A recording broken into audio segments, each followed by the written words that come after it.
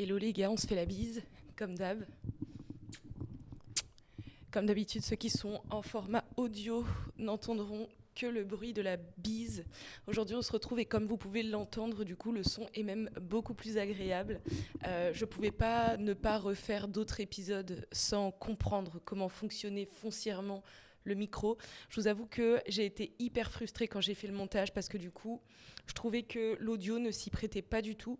Donc je pense que ce que je ferai, c'est que les épisodes où le son est pas ouf, je le laisserai en version vidéo. Et là, du coup, pour rattraper un petit peu l'avance que j'avais pris, mais qui du coup m'a mis en retard parce que je trouve que le son n'est pas terrible, même si je publierai tel quel, on va dire que pour vous, je me suis mis à votre place et j'ai écouté la version audio. Et sur Spotify, c'est vraiment pas ouf. Donc, je tourne de nouveaux épisodes, là où cette fois-ci, normalement, vous aurez un son qui sera plus agréable, avec un micro qui cette fois-ci fonctionne super bien. Et je voulais entrer tout de suite dans le vif du sujet, enfin je vous dis tout de suite, mais on a fait une petite intro quand même, mais je voulais entrer tout de suite dans le vif du sujet. Il y a un truc qui me questionne maintenant depuis quelques semaines, et j'avoue que je pense que ça peut peut-être vous parler. Je fais partie un petit peu de ces personnes qui adorent découvrir de nouvelles choses, et que quand tu découvres de nouvelles choses, en fait tu t'y intéresses à 100% et ça t'obsède. Vous savez, comme moi, que en ce moment c'est la Coupe du Monde. C'est le cœur meurtri que la France a perdu avant-hier. On va pas rentrer forcément dans le détail, même si on pourrait, mais du coup bon, j'étais abattue. Hier toute la journée, j'avais l'impression vraiment de vivre une séparation. Et en fait, j'ai été tellement engagée cette année dans la Coupe du Monde avec les matchs de foot que je me suis redécouvert une espèce de passion. Et ce qui est un petit peu... En fait, ce qu'il faut savoir, c'est que moi, je fonctionne comme ça. À chaque fois que je découvre de nouvelles choses, j'y vais à 100% et je m'y accroche et je creuse et je regarde. Je regarde des tutos, des coachings, les mots, c'est quoi le... Vraiment, j'essaye de m'y plonger à 100%. Et ça me l'avait déjà fait pour la précédente Coupe du Monde et pour l'Euro également. Et donc, c'est quand il y a des événements comme ça où après, pendant quelques mois, bah, en fait, je vais consommer, consommer, consommer.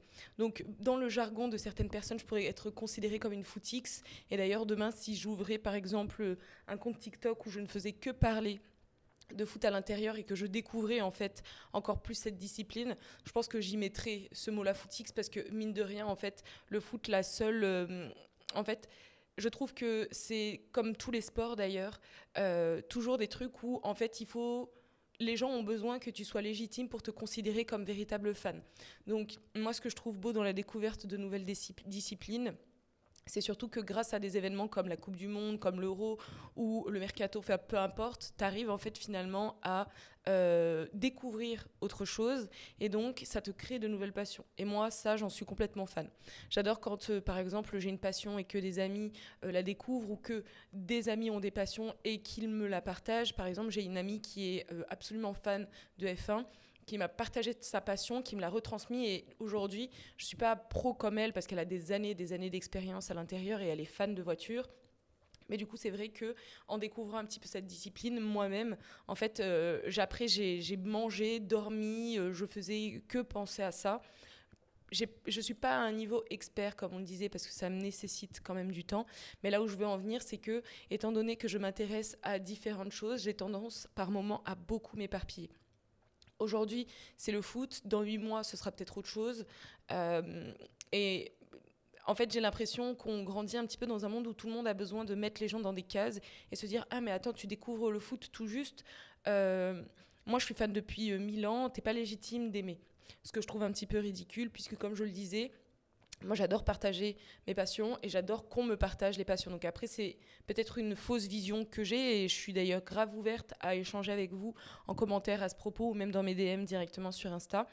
Mais en tout cas, c'est la vision que j'ai. C'est peut-être pas la vision globale, mais c'est la vision que j'ai actuellement.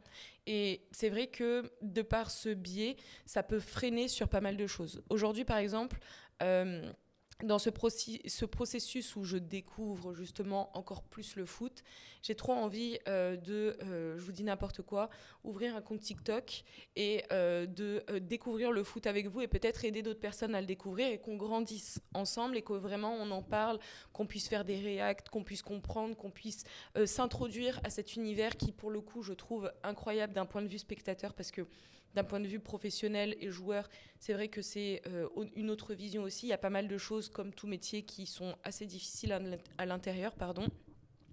Mais voilà, aujourd'hui j'en suis un petit peu là et j'avais envie de vous parler de ce sujet parce que mine de rien, même si aujourd'hui je découvre une nouvelle discipline, n'oublions pas non plus que de manière générale, quand on se fixe des objectifs parce qu'on a envie, je dis n'importe quoi, de vivre de sa passion, en tout cas d'être heureux, et donc on se lance sur les réseaux sociaux pour par exemple développer un domaine ou parler d'un domaine ou partager du divertissement, peu importe, on se lance sur les réseaux sociaux et en fait on a un peu envie d'aller à droite, à gauche, à droite, à gauche, on se perd nous-mêmes.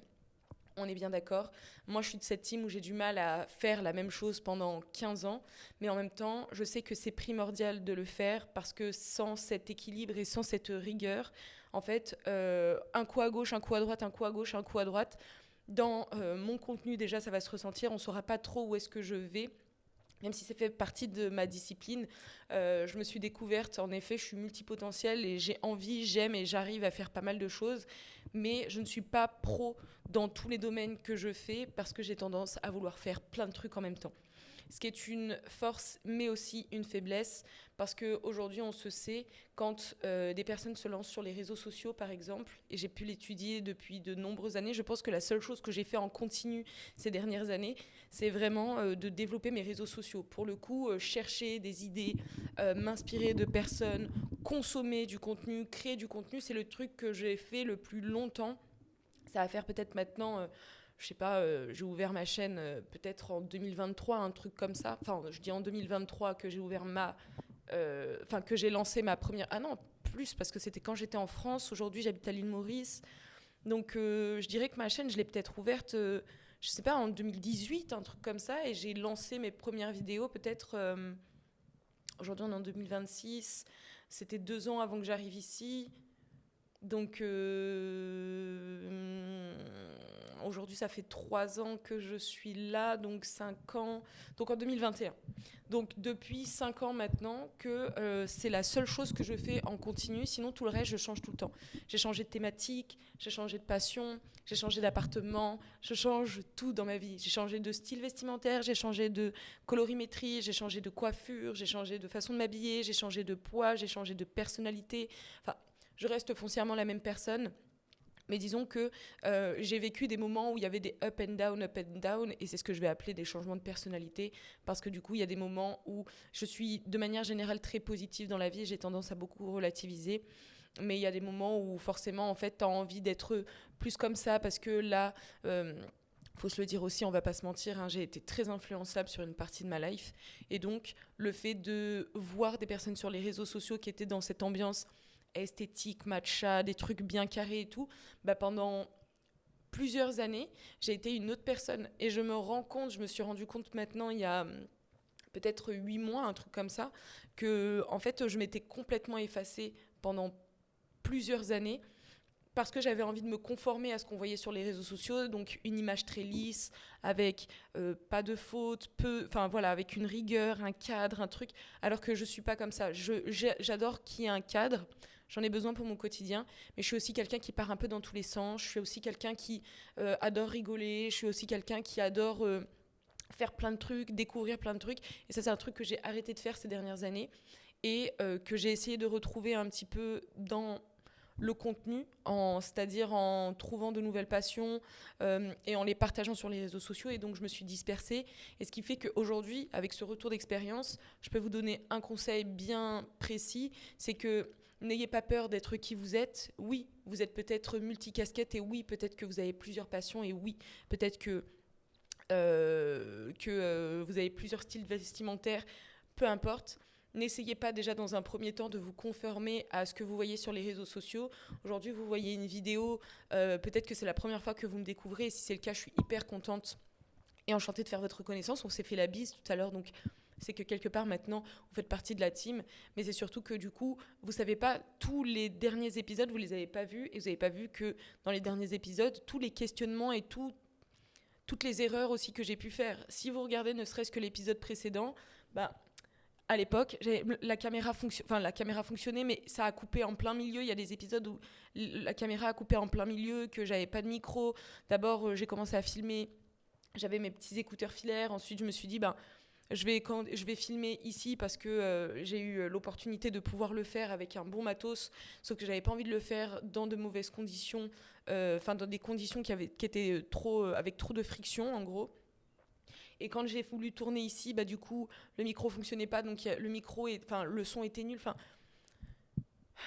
tout ça pour dire que on n'a jamais les antécédents et les trucs de chacun. Aujourd'hui, vous me voyez faire une vidéo ou que vous m'écoutez peut-être tourner et partager, parler et faire ce podcast.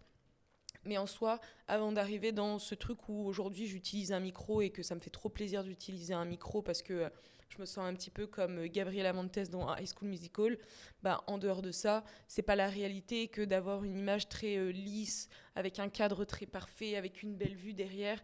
Non, les premiers épisodes de podcast, c'était dans mon lit et je m'y sens super bien et j'en ferai d'autres dans mon lit.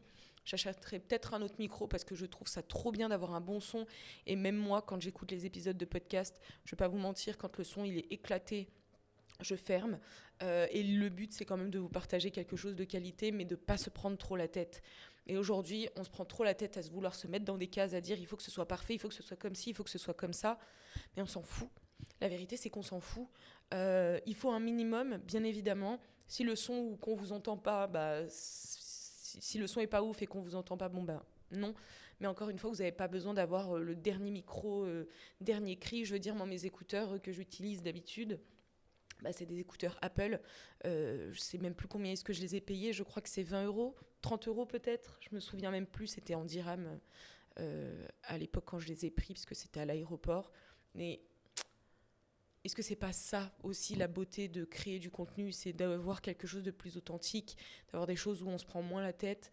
Je veux dire, si j'avais envie de tourner assis sur la table ou même allongé ici, qu'est-ce qui m'en empêcherait?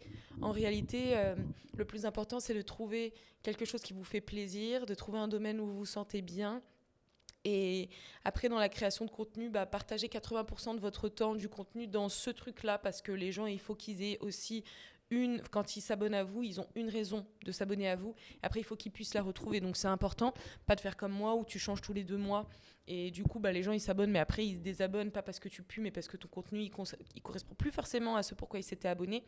Et vous avez envie de créer du contenu et de partager des choses, de créer une communauté, peut-être, enfin, peu importe. Mais du coup, dans la création de contenu, on se perd, on sait pas quoi lancer, mais c'est parce que aussi, on se rend pas compte qu'on a tellement de choses à partager, on sait pas par où commencer. Mais le plus important, c'est de faire après 80% où tu partages ce truc-là. Et les 20% restants, c'est les trucs de ta personnalité et c'est OK.